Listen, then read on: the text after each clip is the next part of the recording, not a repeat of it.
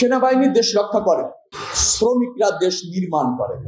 শ্রমিক থাকবেই যদি আপনি রাষ্ট্র এবং সভ্যতাকে বাঁচাতে হয়।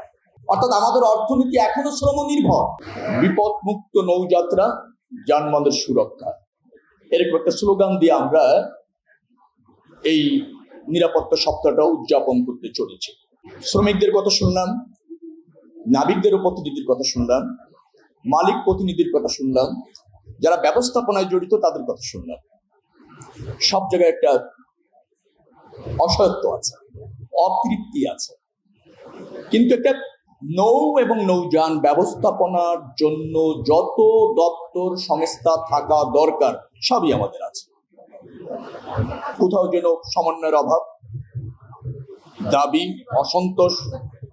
আমার জানা মতে আমি 3টি মন্ত্রণালয়ের দায়িত্বে আছি, কোনো মন্ত্রণালয় এত সংস্থা নাই শুধু একটা যাত্রাকে নির্বিঘ্ন করবার জন্য, যেটা নৌ মন্ত্রণালয় আছে। এত সংস্থা কোনো একটা মন্ত্রণালয়কে সফল করবার জন্য নেই, বাট নৌ মন্ত্রণালয়ের আছে। আমার মনে হয় প্রায় 16-17টি সংস্থা। তারপরও ব্যবস্থা নিয়ে অসন্তোষ, ব্যর্থতা, অথবা ধরেন সফলতা, যেটাকে বলা হয় অপূর্ণ, এরকম একটা পরিস্থিতির মধ্যে আছে। শ্রমিকরা বললেন শিকাগোতে হয়েছিল শ্রমিক অধিকার নিয়ে আন্দোলন, কিন্তু এটাও তো সত্য, সেই শিকাগোর শ্রমিকরা মার্কিন যুক্তরাষ্ট্র তৈরি করেছিল। আমাদের শ্রমিকরাও ভালো করছে, কোনো সন্দেহ নেই, চেষ্টা করছে, সন্দেহ নেই, কিন্তু আমরাও তো মার্কিন যুক্তরাষ্ট্র হওয়ার মতো মননের চেষ্টায় সেই অগ্রগতি তো আমরা করছি না। দায় কার? দায় আমাদের সবার। সেনাবাহিনী দেশ রক্ষা করে, শ্রমিকরা দেশ নির্মাণ করে। শ্রমিক হচ্ছে আল্লাহর প্রদত্ত আশীর্বাদ।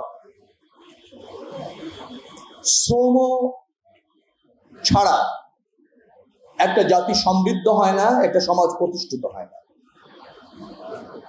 অনেকে বলেন শ্রমিকদের ভাগ্যের পরিবর্তন হচ্ছে না। শ্রমিকদের ভাগ্যের পরিবর্তন হয় না, তার কারণ হচ্ছে শ্রমিকরা এই সমাজ এবং রাষ্ট্রের মূল শক্তি। তাদের শ্রম দ্বারাই এই সভ্যতা প্রতিষ্ঠিত হয়েছে, তাদের অধিকার প্রতিষ্ঠিত হয়। ভাগ্যের পরিবর্তন হয় না, আমি এই কথা বলছি। শ্রমিকরা শ্রম না দিলে রাষ্ট্র সভ্যতা থাকে না। আর শ্রমিকদের ভাগ্যের অধিক পরিবর্তন হলে মালিক হয়ে যায়, শ্রমিক থাকে না। শ্রমিক থাকবেই যদি আপনি রাষ্ট্র এবং সভ্যতাকে বাঁচাতে হয়।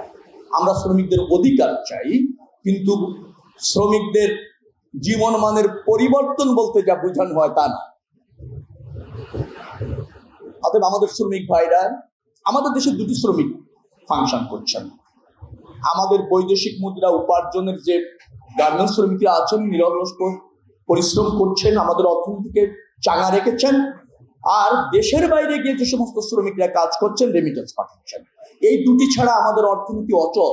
অর্থাৎ আমাদের অর্থনীতি এখনো শ্রম নির্ভর। নিশ্চয়ই দেশের মধ্যে যেসব শ্রমিক আছেন তারাও নিবেদিত থেকে কাজ করছেন।